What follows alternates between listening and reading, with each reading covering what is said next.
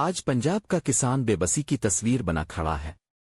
مریم نواز، جسے فارم 47 کی بدولت جعلی وزیراعلیٰ بنا کر مسلط کیا گیا، کسانوں کی زندگی اجیرن بنا چکی ہے۔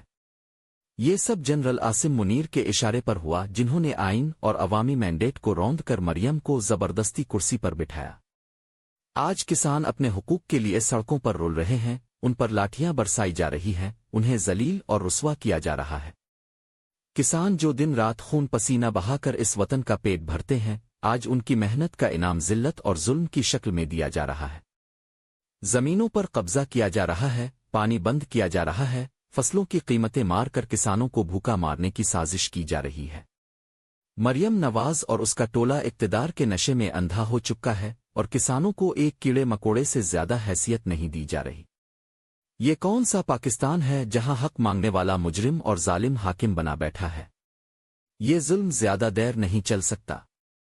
پنجاب کے غیرت مند کسان اب جاگ چکے ہیں، اور وقت قریب ہے جب یہ جعلی حکومت زمین بوس ہوگی۔ دیکھتے اور سنتے رہیے۔ میں ہوں بیگ اے آئی فوجی۔